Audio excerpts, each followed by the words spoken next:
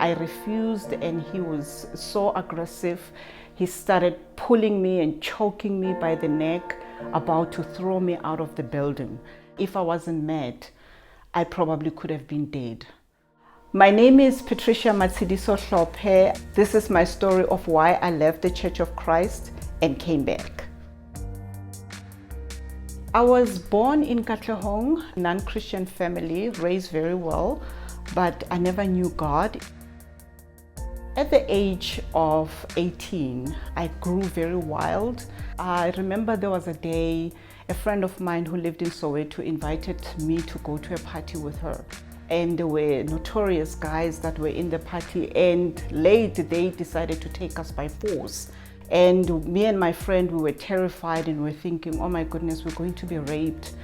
And the other guy decided to go out. I don't know why, but the one we were left with, he was so drunk and he passed out. That's when me and my friend saw an opportunity to sneak out because the door was not locked. I dated even a boyfriend who was very, very aggressive. I mean, I remember the day he invited me to his office and he wanted to be intimate with me. I refused, and he was so aggressive. He started pulling me and choking me by the neck, about to throw me out of the building. There was a day my dad was watching TV and he saw him on TV being arrested for bank robbery. In 1992, I was met by Amanda Sibulai. She studied the Bible with me. After I finished studying the Bible, I was baptized and I started moving in with disciples and just really living a completely different life. I remember going out on dates and spending time with sisters. I'm not used to going out on dates with brothers who treat you in a pure way and in a very respectful manner. In 2001, I got married, and I got married to a disciple, and life was wonderful. But then later in 2005, my marriage just went into big trouble. There was unfaithfulness in my marriage, which broke my trust, and I decided to walk away from the church and from God.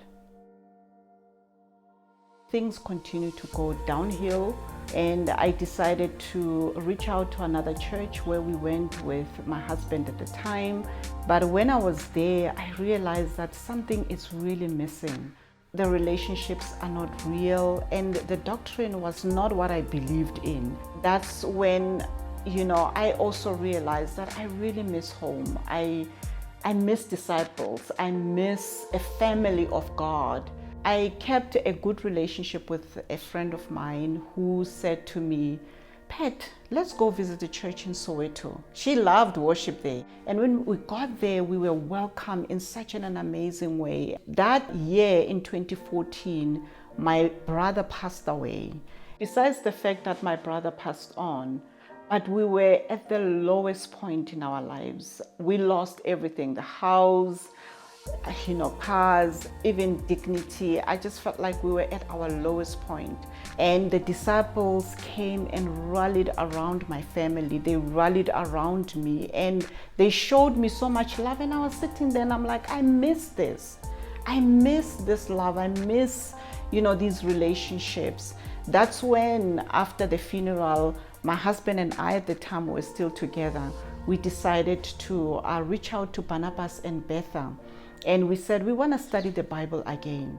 And I was restored in early 2015.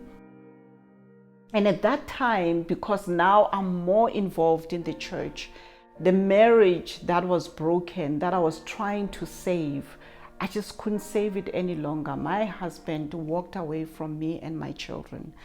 And it was very painful. I'm just so grateful to the love of the church and just how they carried my hand and my children to go through that horrible period that we went through. It's been about 6 years and I'm really loving being a disciple. The fact that I've been given a second chance, to come back and still live as a disciple and be able to know that, God is not far, He's here.